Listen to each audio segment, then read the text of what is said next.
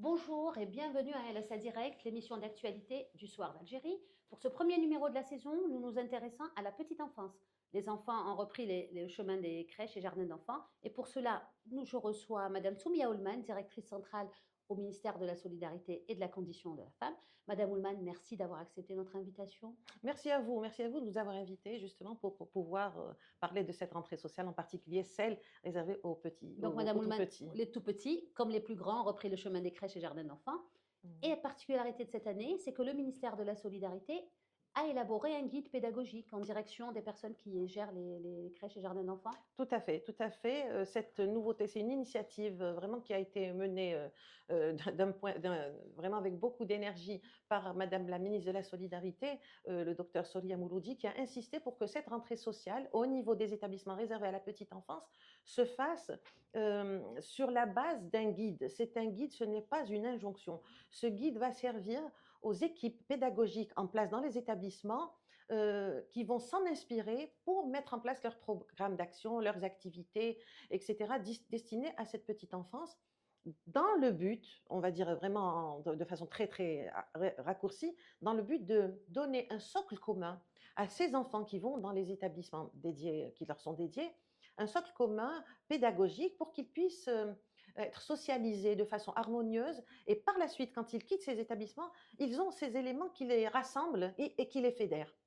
Il faut savoir que pour la rentrée sociale de 2025-2026, 4 724 établissements dédiés à la petite enfance sont en activité. Ils vont totaliser un ensemble de 231 340 enfants, dont 3 556 enfants handicapés à besoins spécifiques. Oui. Donc vraiment, on voit, sachant qu'au niveau de ces établissements, il y a 3 sortes d'établissements. Les établissements qu'on appelle les crèches, Dar al-Hadana, qui sont dédiés aux enfants de 3 mois à 3 ans, les jardins d'enfants dédiés aux enfants de 3 ans à 6 ans, et les établissements multi-accueil dédiés aux enfants de 3 mois à 6 ans. Donc ça, bien sûr, ça répond aux besoins de la région, de la zone ou du quartier, etc. Donc on voit qu'il y a des populations différentes, parfois qui sont rassemblées dans un même établissement. Et donc, bien entendu, il y a besoin de donner un outil pédagogique aux équipes et aux dirigeants de ces établissements pour qu'ils puissent donner une orientation et une activité qui serait homogénéisé en quelque sorte. On ne veut pas que ce soit exactement les mêmes mots, les mêmes programmes calqués les uns sur les autres, mais qu'il y ait un socle commun qu'on donne à cette petite enfance pour qu'elle puisse justement être socialisée et que par la suite, une fois qu'ils quittent ces établissements, qu'ils puissent se ressembler et se reconnaître les uns dans les autres. C'est vrai qu'on a constaté les années précédentes qu'il y a certaines crèches qui vont sur des programmes orientés de telle manière, d'autres crèches qui vont… Montessori, anglophone, Voilà, francophone, voilà, et ça oui. donne après une disparité de population. Et après, ça crée des sous-groupes qui parfois ne peuvent pas se reconnaître les uns dans les autres et donc coopérer, dialoguer, etc. Donc là, on a mis en place ce guide qui va donner… Donc c'est un guide qui est riche, hein, c'est un guide qui comporte… 163 pages, je voilà, oui, précise, oui, oui. et qui a été travaillé par vraiment des experts en pédagogie, des experts en sociologie, en psychologie de l'enfance, etc. Et donc, il se décline en 2 parties. Il y a une partie qui est réservée au volet organisationnel de ce type d'établissement, donc les crèches, les jardins d'enfants et les établissements multiservices et multi-accueil. Et il y a le volet réservé à la pédagogie, tout le volet pédagogique, y compris le volet psychologie de l'enfant, le volet même philosophie de la petite enfance et bien entendu le volet occupationnel, activité, etc. Donc il s'agit vraiment, Madame Oulman, de donner un socle commun, mais en laissant quand même aux gérants, aux responsables de ces établissements, Une certaine quand même, une marge de manœuvre. Voilà, une liberté de mouvement, oui. une flexibilité pour qu'ils puissent quand même… parce que c'est vrai que d'une région à l'autre, les enfants même ont un certain type de créativité, un certain type de besoin, un certain type de forme d'expression écrite, ludique ou… vraiment, c'est très varié, mais il est très important, si on veut construire une société qui soit homogène et qui soit sereine, Il faut qu'il y ait ce socle commun au moment de la socialisation. Et bien entendu, la petite enfance est le meilleur moment pour initier ce type d'approche. Madame Oulman, quand on lit le guide, à un moment donné, on s'intéresse aux caractéristiques que doivent avoir les éducatrices. Bien sûr. On appelle ça les Bien éducatrices. sûr, oui. Qui doit veiller à ce que ces éducatrices répondent réellement aux critères mis en place par le guide, c'est-à-dire une éducatrice bienveillante, qui aime les enfants, qui a choisi ce travail par passion, pas parce qu'elle n'a pas trouvé un autre emploi. Oui, alors effectivement, la constitution de l'équipe pédagogique qui va accompagner ces enfants est très importante à notre sens. Parce que ce sont vraiment ces personnes-là qui vont transmettre, qui vont être la courroie de transmission justement du contenu de ce guide ou du contenu pédagogique de l'établissement. Il est fondamental que ces personnes, comme vous l'avez si bien dit, choisissent ce métier par amour de l'enfance, par passion de ce lien avec l'enfant et de la construction de cet adulte du futur.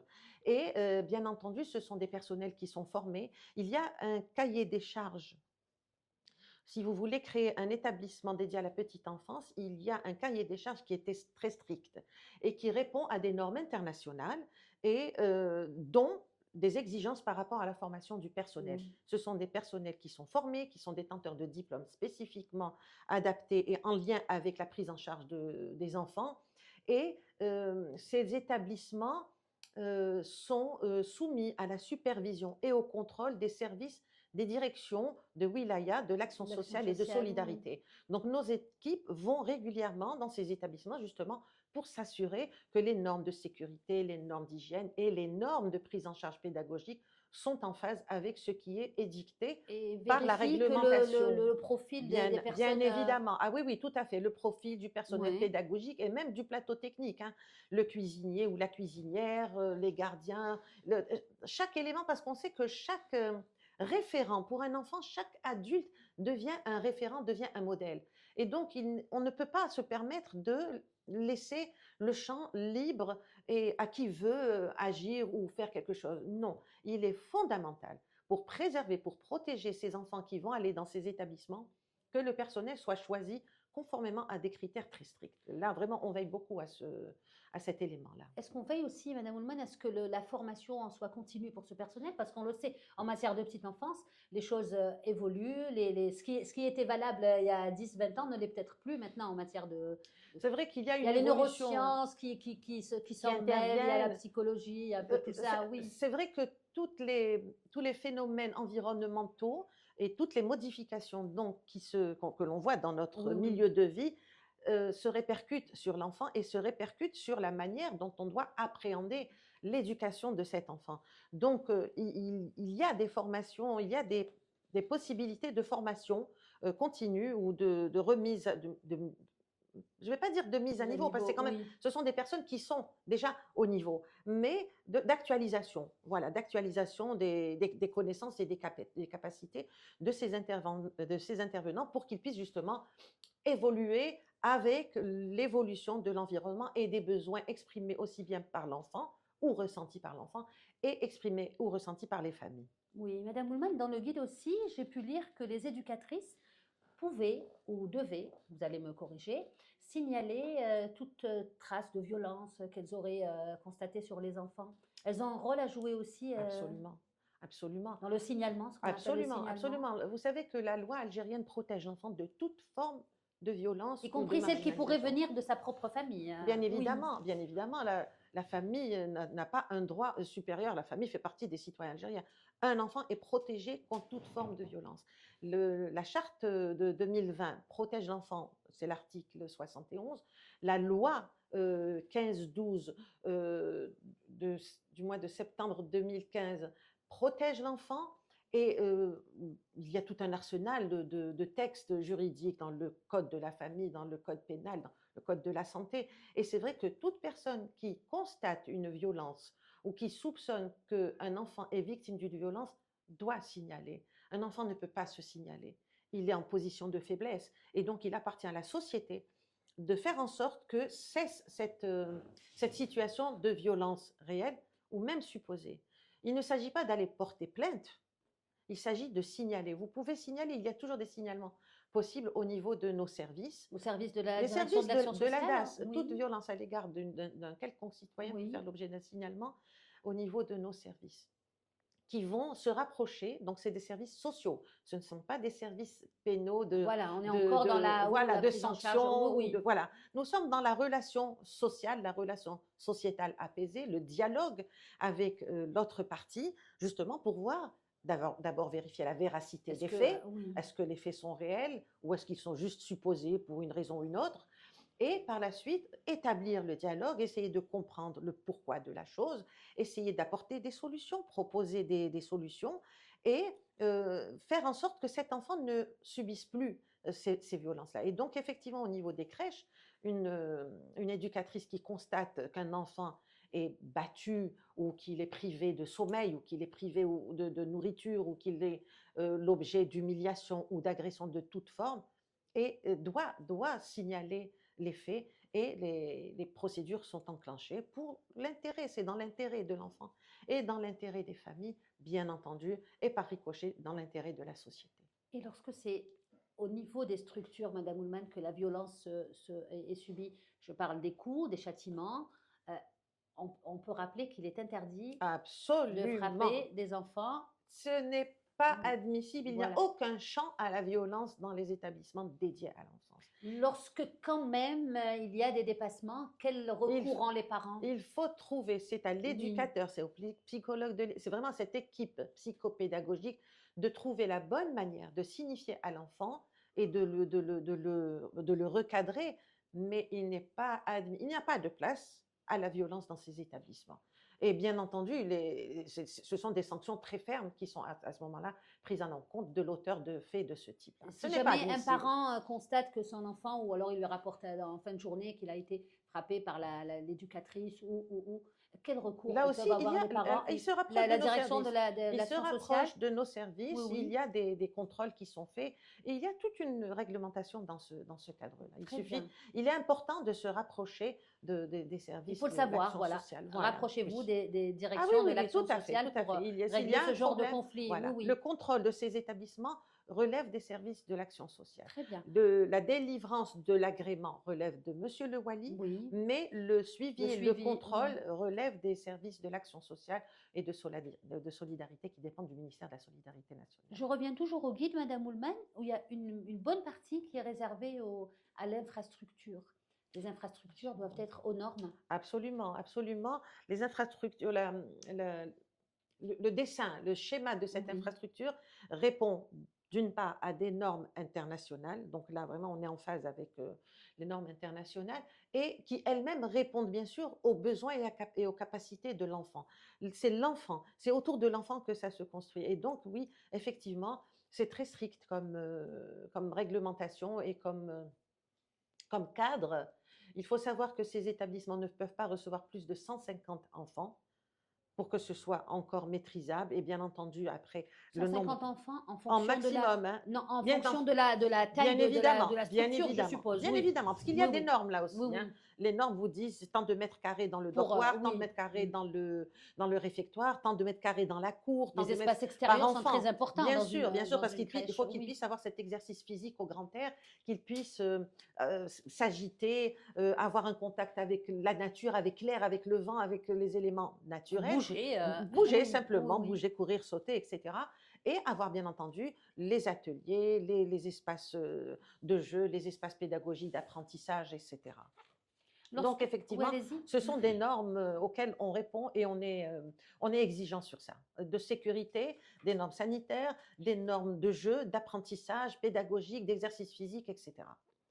Un enfant a droit à tout ça, il est impératif de pouvoir lui assurer tout ça avant de se lancer dans la création d'un établissement dédié à Oui, l'enfance. oui. Madame Oulman, le guide aussi parle des enfants. N'oublie pas les enfants qui vivent avec un handicap. Ils ont toute leur place dans les crèches. Ils ont leur place, Oui. ce sont des enfants. Oui. Avant tout, ce sont des enfants Je dis ça qui parce ont un besoin qu'il y a spécifique. bien des crèches qui aimeraient ne pas recevoir des enfants, allez, on va dire, différents, parce que ça causerait des petits problèmes au niveau enfin, l'organisation, parce que c'est des autistes, parce que c'est des enfants qui ou trisomiques. auquel il faut quand même s'adapter. C'est vrai qu'il y a des enfants qui ont des besoins très spécifiques, Spécifique, oui. très spécifiques. Mais d'une manière générale, on n'a pas le droit d'exclure un enfant d'un établissement dédié à l'enfance. Ce sont des établissements dédiés à l'enfance. Point. Oui. On n'a pas spécifié quel type d'enfant, quelle est leur taille, quel est leur QI ou quelle est Oui. leurs obédiences de jeu, etc. Ce sont des enfants, donc on est tenu de le prendre. Il peut arriver effectivement que pour une raison liée à un certain besoin qui ne peut pas être assuré au niveau d'un établissement, mais rien ne justifie Oui. l'exclusion d'un enfant d'un environnement dédié à l'enfance. Ce n'est pas... non, on ne peut pas marcher dans ce sens. Euh, et c'est à l'équipe de s'adapter aux besoins de l'enfant. Ça reste un enfant. La loi dit protection de l'enfant, établissement pour enfants. C'est tout. Et donc, on marche dans ce sens-là. Et c'est fondamental que les enfants à besoins spécifiques évoluent auprès d'enfants ordinaires et que les enfants ordinaires évoluent également auprès d'enfants qui ont des besoins spécifiques. Ce sont des enfants à part égale. Ah, ça leur apprend la tolérance. Ça leur À ceux qui, apprend ce aux que enfants dits normaux, ça leur apprend aussi ça leur à apprend accepter la à différence. voilà, Oui. accepter l'autre avec sa différence Mhm. et avec ses spécificités Spécificité, oui. et avec ses points forts.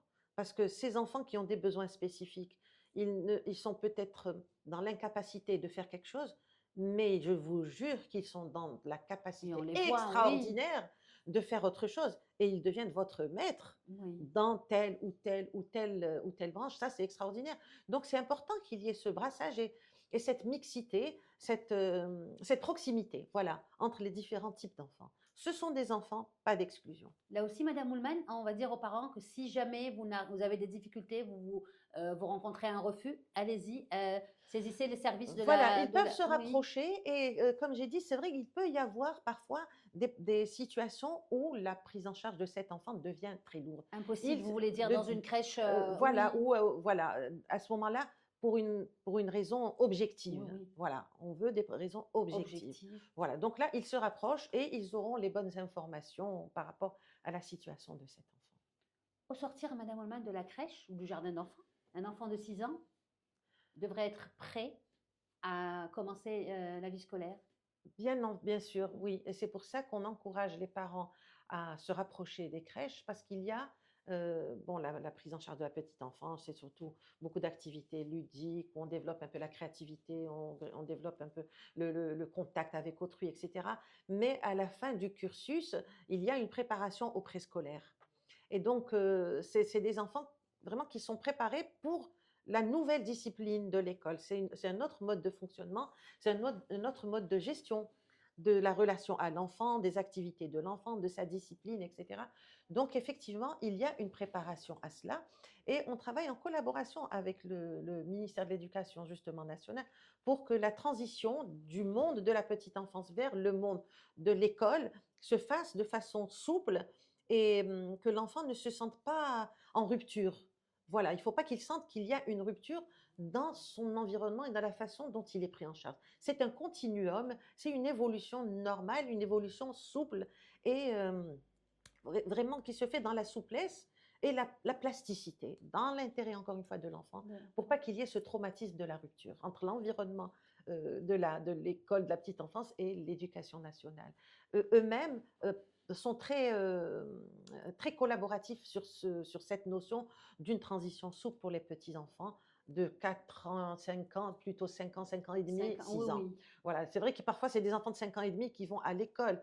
Donc, ils sont encore C'est encore tout tout petit, petits. sachant que dans certains pays, les enfants rentrent à l'école À à 7 7 ans, ans. voilà, Oui. exactement. Donc, Donc, 5 on ans voit et que demi, chez nous, oui, ça se oui. fait à un âge tout à fait Oui, correct, oui, oui. parfois précocement. Oui. Et donc, la transition, c'est vrai qu'on y travaille et que c'est prévu dans les programmes, cette évolution.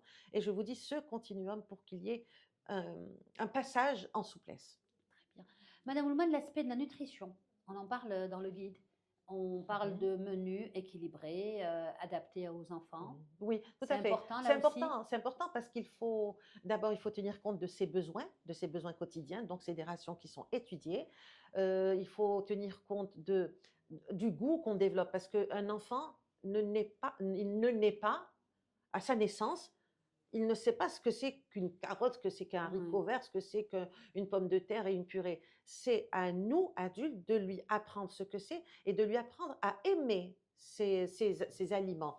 Et donc, c'est fondamental qu'à la crèche ou à l'école ou dans cet établissement de la petite enfance, l'alimentation soit variée, équilibrée, pour qu'il apprenne à apprécier, à développer d'abord le goût, simplement le sens du goût, et à aimer ces produits-là, les différents légumes, les fruits, les agrumes, les, les, les céréales dans leur diversité, vraiment toutes sortes de légumes, surtout Oui, parce oui. que Des choses que les enfants ont tendance à ne pas aimer. ils n'aiment pas parce Oui, que c'est les ils sont adultes pas. Oui, oui. qui ont tendance à leur faire une purée de pommes de terre, le lendemain des pâtes et ensuite du riz, on revient à la purée de pommes de Pour pas, terre. voilà, C'est pour pas rapide, non. c'est Voilà, facile. oui. Mais c'est aux parents aussi de leur montrer que ces produits-là sont bons. Et donc, on veille à ça également dans les régimes hebdomadaires, dans le menu hebdomadaire, dans ces établissements, pour que l'enfant soit en contact avec ces aliments, qu'il apprenne à les aimer, qu'il finisse par les introduire dans son menu plus tard d'adulte, et que ça réponde aux besoins physiques d'un être humain. Un être humain a besoin de cette variété et de cette multitude d'aliments qui sont donc en plus on a la chance chez nous d'avoir des aliments souvent bio, donc c'est une très très grande chance. Ouais. Il faut en faire profiter nos enfants, ne pas les priver. Et les parents, Madame Oulman, sont quand même ont le droit de connaître le menu, Oui, les menus doivent sont savoir ce que les affichés. menus doivent être Les affichés menus sont là-dessus. affichés, oui, oui. Oui, Oui, oui, c'est-à-dire ces établissements travaillent dans la dans la transparence, transparence, oui. l'information donnée aux parents. Les parents doivent aussi nous donner, si un enfant est malade, il faut qu'il nous en Des informe. allergies, Voilà, oui, exact, des des soucis intolérances, des particuliers, oui, allergies, oui. exactement, bien évidemment, parce qu'on doit protéger l'enfant et on doit protéger aussi les autres enfants. Un enfant qui fait une rougeole ou une rubéole, il faut qu'on en soit informé pour protéger les autres Les enfants. autres, oui. Et pareillement, s'il y a un souci dans l'établissement, on en informe les parents pour que les précautions d'usage soient prises. Et voilà, donc le contact permanent entre les parents et l'établissement est important. Et Oui. vraiment, on veille à ça. On veille à ça parce que c'est très important pour une prise en charge sereine de l'enfant, pour son bien-être. On a beaucoup parlé, Madame Moulman, à la rentrée des classes, les plus grands, hein, ceux qui vont à l'école, du fameux goûter. Oui, Du fameux goûter trop sucré, peut-être trop copieux. oui, c'est C'est pareil au dommage. niveau des crèches et jardins d'enfants, C'est j'imagine. dommage parce que les parents ont tendance à vivre ce goûter, moi je dirais chic et cher, Oui. comme un promoteur social, comme un ascenseur Oui, social. à qui Voilà, prendrait les la plus marque de. la plus chère, Oui, la marque la plus oui, sucrée, la oui, plus colorée dans son packaging, oui, etc. Alors que le meilleur goûter pour un enfant, ce serait peut-être un morceau de galette de la grand-mère avec oui. un fruit dans son petit bagage. Et puis voilà, c'est parfait. Pourquoi ces sortes de breuvages, on ne sait même pas ce qu'ils mettent dedans. Je ne vais pas vous dire c'est des laitages avec Oui, on ne sait oui, pas oui, quel oui, additif, trop des de sucre, trop conservateurs d'additifs, dangereux à oui, terme pour la santé, des colorants dangereux à terme pour la santé, ces espèces de préparations, je ne sais pas, des sortes de petits gâteaux, etc. Toujours avec des conservateurs, des édulcorants, des exhausteurs de goût, tout ça c'est des produits chimiques de grâce. Dispensez, sauvez vos enfants de ces produits qui sont dangereux. Ça reste de la chimie, ça reste des produits qui ne sont pas encore euh, gérables par le corps de oui. l'enfant, qui ne sait pas encore se défendre contre des produits dont certains malheureusement sont toxiques et on le sait, et qui peuvent provoquer à terme des maladies graves, des diabètes, de l'obésité, Et on parfois le même des voit, Madame cancers. Oulman, des enfants, des Voilà, jeunes enfants diabétiques. c'est ça, tout jeune, à 7 8 ans, il Oui, développe un diabète. D'où est-ce que ça vient? Il faut revoir la copie, il faut revoir le menu des parents, oui, oui. les goûters qu'on lui donnait tous les matins en lui mettant ces 3 barres chocolatées avec un gâteau, Et ils sont avec deux. copieux, hein, Voilà, Madame c'est Oulman, hein, copieux, c'est ces copieux. boîtes à goûter, là, elles Mais sont bien pleines, c'est ça, oui. elles sont pleines, mais imaginez la quantité de produits chimiques qu'il y a dans ces goûters. Donc vraiment, revenons, retrouvons la raison, revenons à une alimentation plus saine pour nos petits. C'est très important pour eux. Je n'utiliserai pas mon enfant pour promouvoir mon image et montrer que j'ai les moyens de. De lui Non, acheter, oui, voilà, du c'est pas par chocolat ces ou moyens que oui. je me fais ma place dans la société. Mon devoir premier, c'est de protéger mon enfant. Et donc, attention au goûter. Restons sur des goûters raisonnables.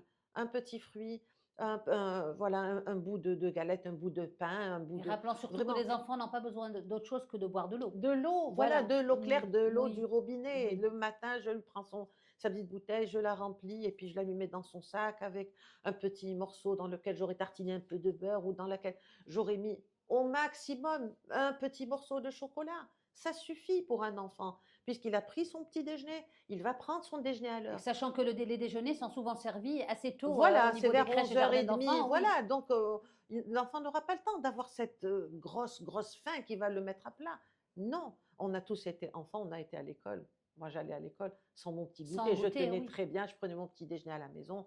À midi, je rentrais à la Il y a maison, bien des pays j'avais... où, où dans les crèches, les goûters ont été Voilà, supprimés, ben hein, oui, parce sachant que que, les enfants tout à prennent un fait. bon petit déjeuner et qu'ils Voilà, déjeunent suffisamment c'est tôt. ça. Il n'y a aucune raison de leur donner C'est ça, ce c'est-à-dire fameux goûter. si le petit déjeuner est équilibré et bien étudié, ça ne veut pas dire riche, ça ne veut pas dire cher, ça veut dire simplement un sucre rapide, un sucre lent, des fibres. L'enfant tiendra, il va tenir le nombre d'heures qu'il faut pour arriver au repas de midi, au repas de 11h30, qui va prendre le relais, qui va satisfaire les besoins de cet enfant et en attendant le goûter de l'après-midi et Oui, le dîner. C'est-à-dire il faut respecter cette temporalité et il faut respecter la teneur de ces repas et surtout ne pas utiliser ça comme des ascenseurs sociaux oui, pour soi-même. C'est vraiment dangereux pour tout l'enfant. à fait. Et là, on devient nous-mêmes les bourreaux de nos propres enfants. Ce n'est pas acceptable. Oui. Madame Oulman, le guide évoque des visites d'inspection régulières. Elles se font, Bien, Madame Oulman? oui, bien évidemment. Oui, Ce sont, je vous dis, ça c'est la loi, hein, oui, oui, la loi sur le décret d'exécution, le décret exécutif, oui, pardon, oui. le décret exécutif en lien avec la création, le contrôle des établissements dédiés à la petite enfance. Et effectivement, le contrôle se fait régulièrement au niveau des établissements. Ça dépend de la direction de l'action sociale de Wilaya. Il y a des équipes dédiées à cette tâche qui font leurs visites régulièrement et qui visitent les locaux, qui regardent les registres, qui regardent les programmes, etc. Donc, le contrôle se fait par les équipes de la Je sais, direction de Madame l'action Oulman, que le sociale. guide est tout récent, hein. Est-ce qu'il y a eu un petit retour? Est-ce que vous savez comment il a été accueilli par les responsables des crèches et jardins d'enfants? Ben écoutez, pour l'instant, il a été bien reçu. Oui, Il a été bien reçu parce que ça leur donne, ça leur donne une sorte de cap, ça donne un oui, cap. oui. Ça donne un cap et puis ça donne des idées également parce que bon, il y a des crèches qui étaient vraiment dans des activités très riches, très variées, mais il y a des crèches qui étaient un petit peu, disons, avec des activités plus frustes, moins riches. Et donc là, ça leur ouvre des pistes et des pistes d'activités faisables.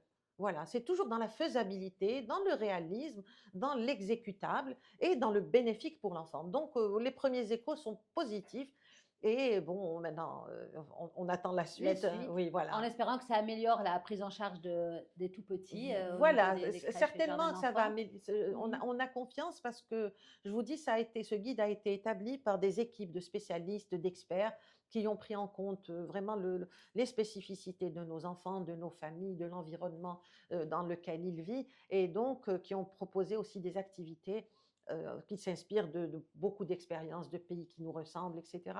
Donc en principe, ça va bien se passer, on est Eh confiant. ben, on l'espère. Ben, tout en vous remerciant, Madame Oulman, pour tous les éclaircissements que vous nous avez donnés. Merci beaucoup d'avoir répondu à toutes nos questions. Merci à vous d'avoir invité, de nous avoir invités pour parler justement de cette réalisation. Et il faut surtout remercier Madame la ministre parce que là, elle a beaucoup insisté Oui, depuis qu'elle est venue à la solidarité. Elle a beaucoup travaillé sur ça parce que il y avait un manque, il y il y avait un avait un manque besoin. et Le il y avait besoin un était besoin. là. Oui, Voilà, il y oui, avait un besoin et là, effectivement. elle a fait un forcing et le travail a abouti. Eh ben, Donc merci voilà, beaucoup. Merci. alhamdoulilah. Quant à nous, on se retrouvera la semaine prochaine avec une nouvelle thématique, un nouvel invité. Merci de nous avoir suivis.